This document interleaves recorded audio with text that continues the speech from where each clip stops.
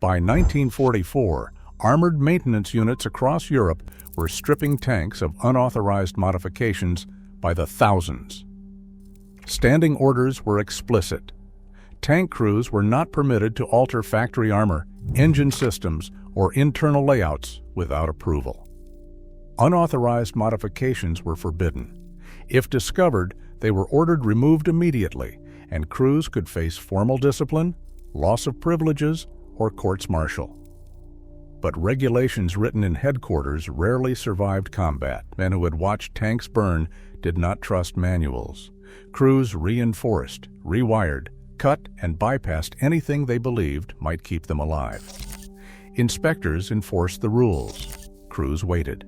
Then they put the modifications back on. Some changes were crude. Others were mechanical violations, buried where inspections wouldn't find them. All of them broke orders. These are the 10 tank modifications command ordered removed anyway.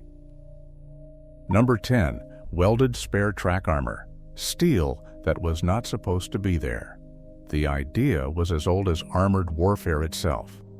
If the factory armor was not enough, add more. Armor.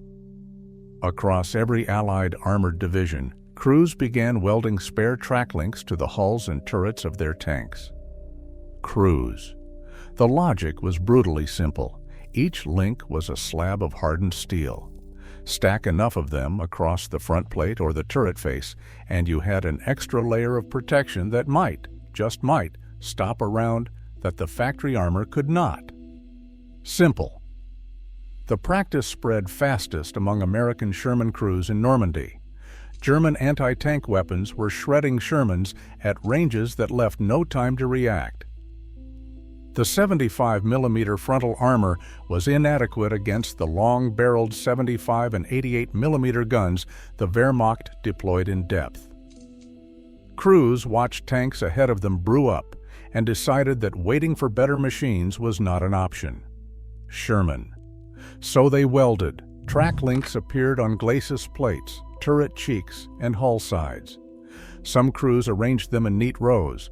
Others piled them wherever space allowed, creating jagged, uneven surfaces that looked more like improvised fortifications than military vehicles. Command opposed it for reasons that went beyond aesthetics. The additional weight stressed suspension components, transmissions, and final drives already pushed to their limits. Shermans were not designed to carry hundreds of extra pounds of steel on surfaces never engineered to bear load. Maintenance officers documented increased breakdowns, thrown tracks, and transmission failures directly linked to the added weight. Weight.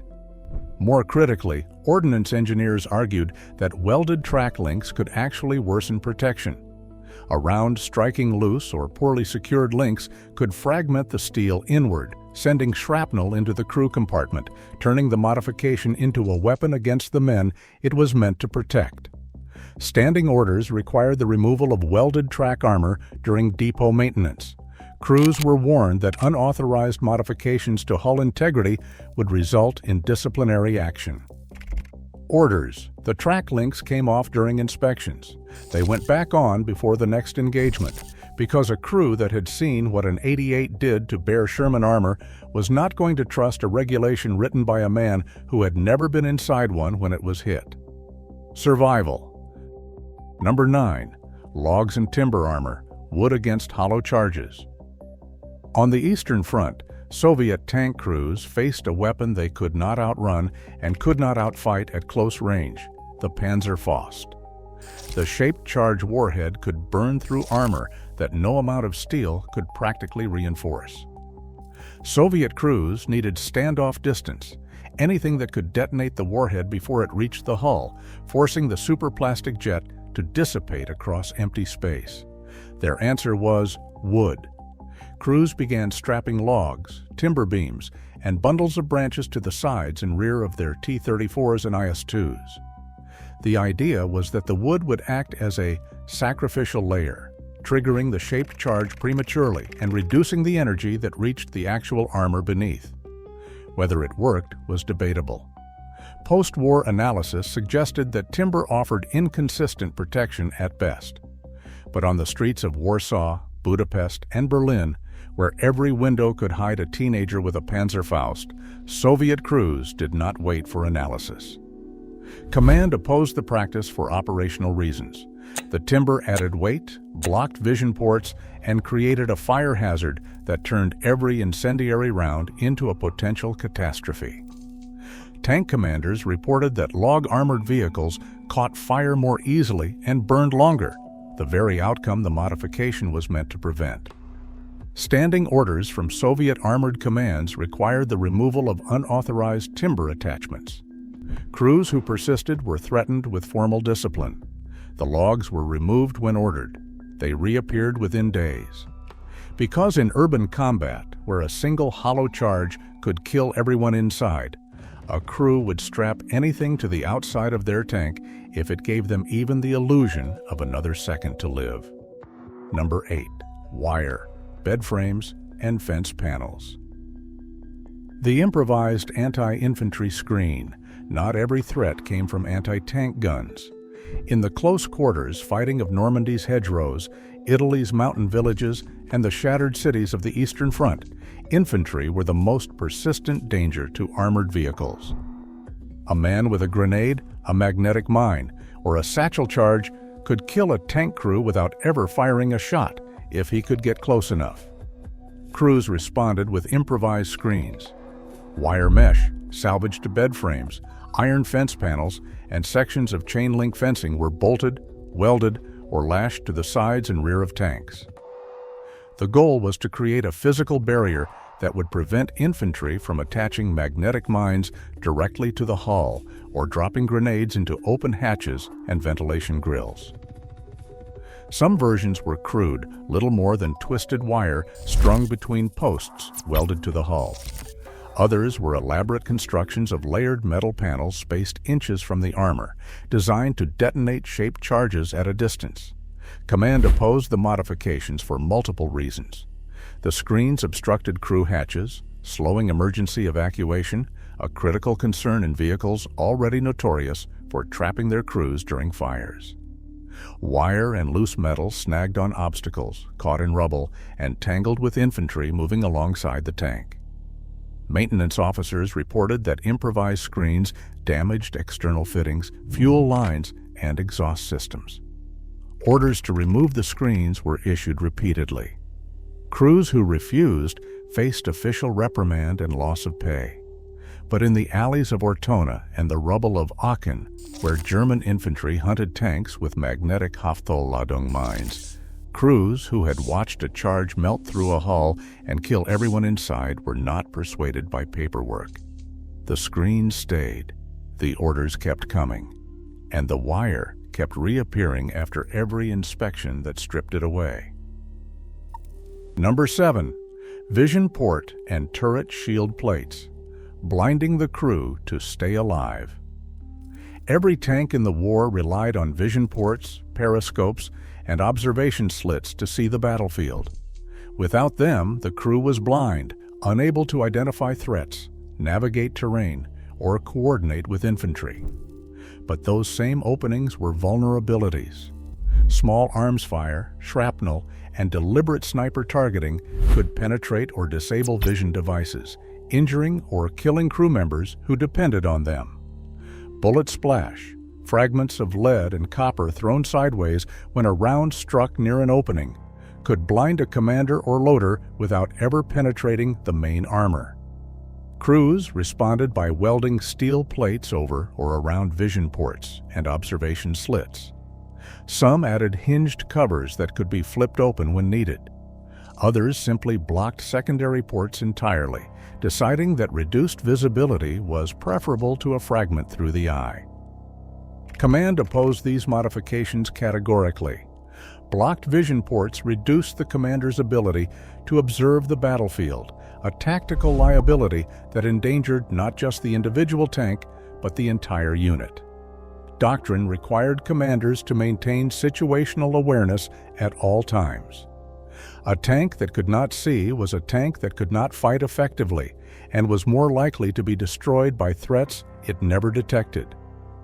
Ordnance officers were ordered to remove unauthorized vision port covers during maintenance. Crews who reinstalled them faced formal discipline and equipment confiscation. The plates came off in the depot. They went back on before the next operation. Because a commander who had taken a fragment through his periscope housing or who had seen it happen to the man beside him was not going to ride into combat with his face behind unprotected glass. He accepted the blindness. He kept the steel. Number 6. Unauthorized flame and fire protection mods. Anything to avoid burning alive. The greatest fear in every tank crew was not the impact of a shell. It was what came after. When armor was penetrated, the interior of a tank became an inferno. Ammunition cooked off, fuel ignited, hydraulic fluid turned to flame. The crew had seconds, sometimes less, to escape before the vehicle became a crematorium. American Sherman crews knew this better than anyone. The tank's reputation as a fire trap was earned in blood. German troops called it the Tommy Cooker. American crews called it the Ronson, lights every time.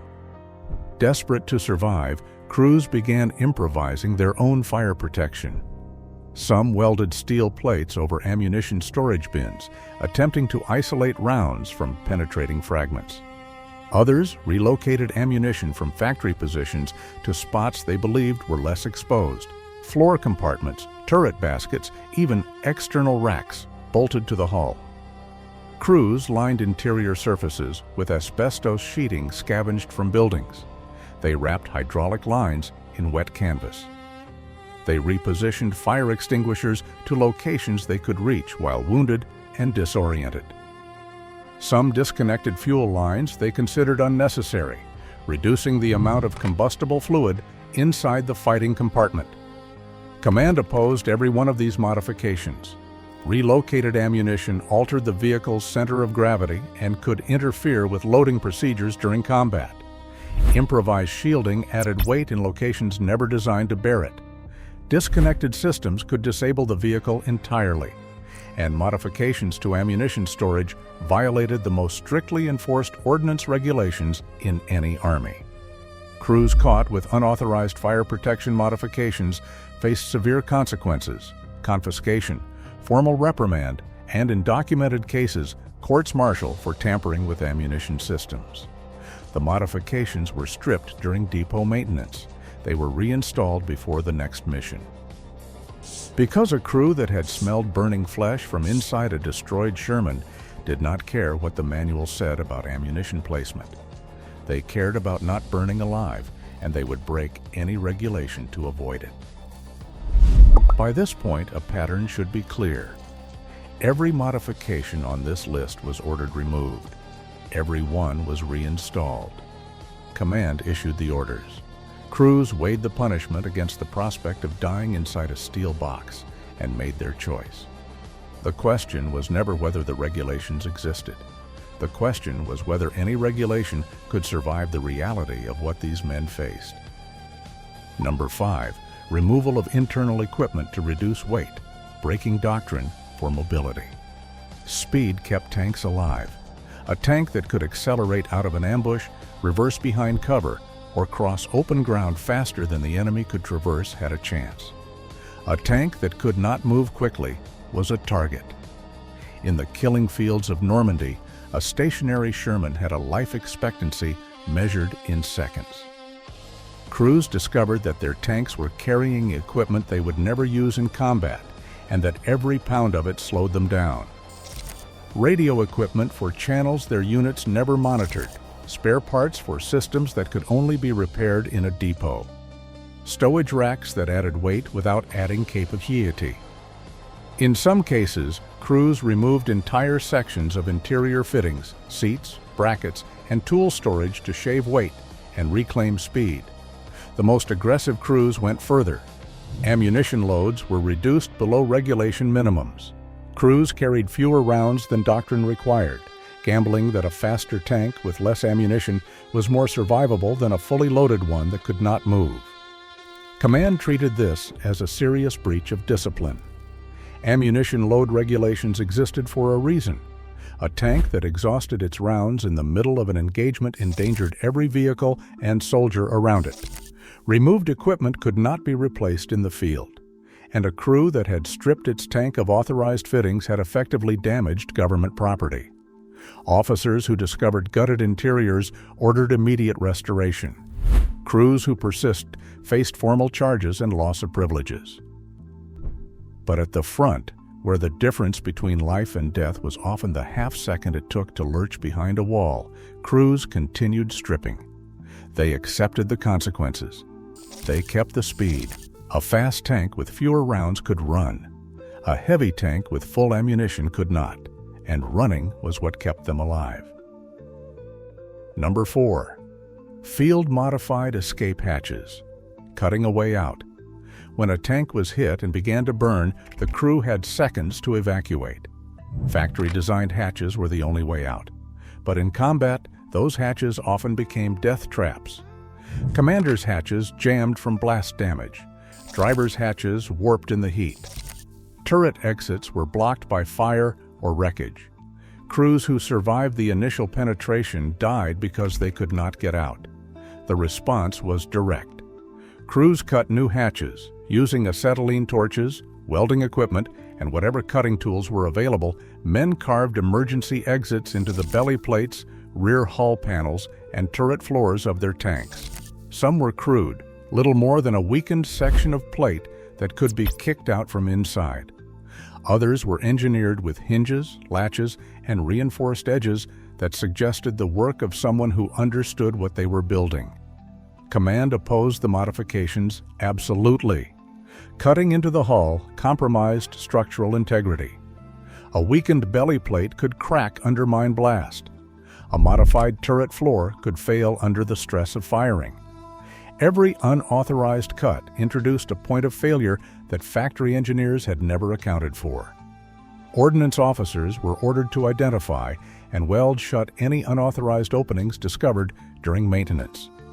Crews caught cutting escape hatches faced severe disciplinary action, including courts-martial for destruction of government property. The hatches were welded shut in the depot. Crews cut new ones before the next operation. Because a man who had watched a friend burn to death 6 inches from a jammed hatch was not going to enter a tank without another way out. He would cut the steel himself, and he would accept whatever punishment followed, because punishment meant he was still alive to receive it. Number 3. Concrete armor poured onto tanks, psychological protection over physics. Of all the unauthorized modifications that appeared on Allied tanks, none was more visible or more controversial than concrete. Crews mixed cement with sand, gravel, and water, then poured it directly onto hull surfaces, turret faces, and glacis plates. Some applications were thin coatings, barely an inch thick. Others were massive slabs, inches deep, shaped and smoothed to cover the most exposed surfaces of the tank. The practice was widespread. Photographs from France, Belgium, and Germany show Shermans caked in concrete so thick the original hull shape is barely recognizable. Command opposed it with a certainty that bordered on fury.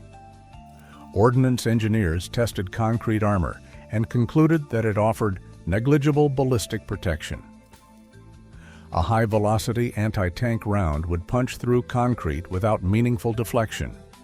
Worse, the impact could fragment the concrete inward, turning it into secondary projectiles that injured the crew, the same problem identified with welded track links.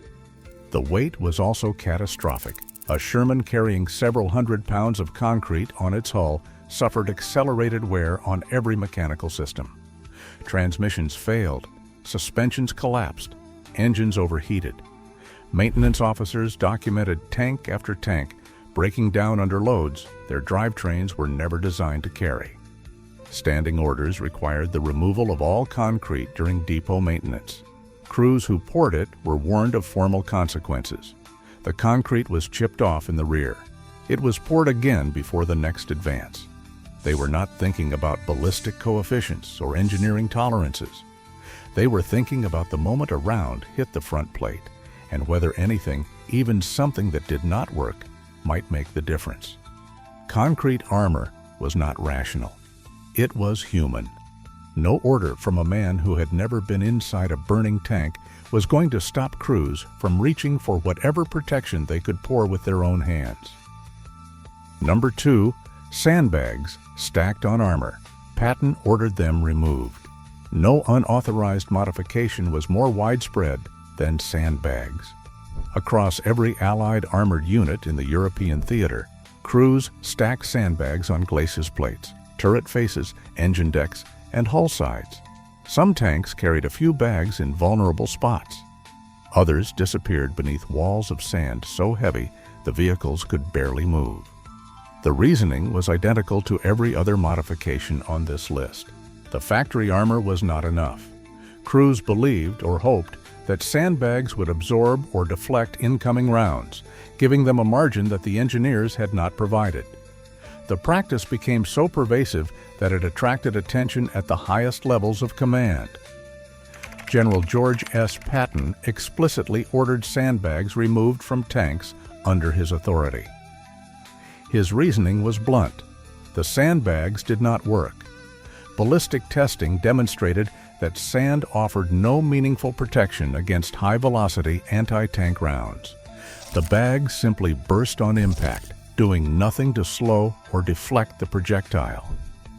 Meanwhile, the weight destroyed the tanks carrying them. Patton's maintenance officers reported catastrophic increases in mechanical failure, including broken suspensions, burned-out transmissions, and thrown tracks. Tanks that should have been fighting were sitting in repair depots because their crews had loaded them with hundreds of pounds of dead weight. Patton's order was enforced. Sandbags were stripped from every tank in Third Army. Officers who permitted their return faced severe consequences. Other commands followed suit. Orders against sandbag armor were issued across multiple divisions and corps. The modification was treated not as a minor infraction, but as a direct violation of operational readiness standards. Crews complied until they didn't. In units where enforcement was less absolute, sandbags reappeared within days. Crews transferred between commands and brought the practice with them. Replacement crews arriving at the front saw veteran tanks sandbagged and followed suit. The sandbags did not work. Every test proved it. Every engineer confirmed it. And still, men piled them on because the weight of sand on steel felt like safety, even when the physics said otherwise. The sandbag was not protection. It was prayer. And no order, not even Patton's, could stop men from praying. Number 1. Bypassing safety interlocks and engine governors. The invisible, illegal mod. Every modification before this one was visible. Track links could be seen. Sandbags could be counted.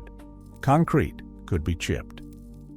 An inspector who walked around a tank could identify and order the removal of every unauthorized addition to the hull. This modification could not be seen at all. Inside the engine compartment, behind panels that required tools to open, tank engines were fitted with governors, mechanical devices that limited the maximum revolutions per minute the engine could reach. Their purpose was preservation. An engine running beyond its designed limits would overheat, seize, or destroy itself. The governor ensured that the engine operated within parameters that allowed it to function reliably over the hundreds of hours the military expected from each vehicle. Alongside the governor, safety interlocks prevented the transmission from engaging at speeds or loads that exceeded its design tolerances. These systems existed because an unregulated engine could tear itself apart and take the crew's only means of escape with it. Crews disconnected them anyway. The reason was speed. A Sherman with its governor intact could reach a predictable, regulated top speed on flat ground. A Sherman without its governor could exceed that speed by a meaningful margin, enough in the calculation of men who had seen what happened to slow tanks to cross an open field before a gunner could traverse and fire. The modification was invisible. no external sign betrayed it. An inspector could walk around the tank, check every weld and every plate, and find nothing. Only a mechanic who opened the engine compartment and examined the governor linkage would discover what had been done. Command treated governor bypass as one of the most serious mechanical violations possible. An engine running without its governor would burn through its operational life in a fraction of the expected hours. Transmissions subjected to unregulated loads failed catastrophically, sometimes in the middle of combat, leaving the crew stranded in a vehicle that could neither fight nor flee. The cost of replacing destroyed engines and transmissions was staggering, and maintenance officers tracked every premature failure with increasing frustration. Crews caught with disconnected governors faced immediate consequences. The modification was treated as deliberate destruction of government property. Courts-martial were threatened. In some units, they were carried out, but detection required effort that frontline inspections rarely provided. A visual sweep caught sandbags and concrete. It did not catch a disconnected linkage buried inside the engine bay. Crews who knew this exploited it, removing the governor before an operation and reconnecting it before scheduled maintenance. The practice spread through word of mouth. Veterans told replacement crews. Mechanics shared the technique. Across armored units in France and Germany, governors were quietly disconnected by men who had decided that the risk of a burned engine was acceptable, because the alternative was a slow tank in an anti-tank killing ground. Command issued orders. Mechanics were instructed to check governor linkages during every service interval. Punishments were enforced when violations were found, and still the governors were disconnected. Every other modification on this list tried to stop a round from getting in. This one tried to stop the tank from being there when the round arrived. It was invisible. It was illegal.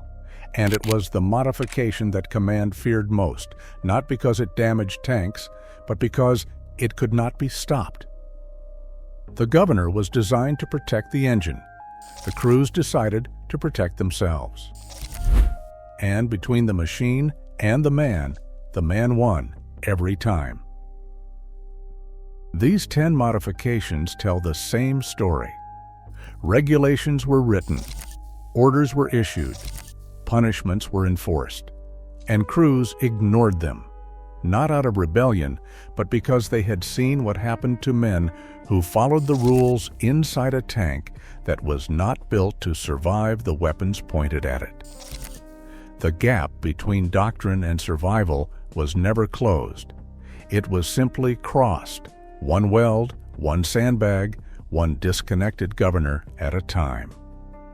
If you want the history that official records were never comfortable recording, subscribe. The next story is already on the way.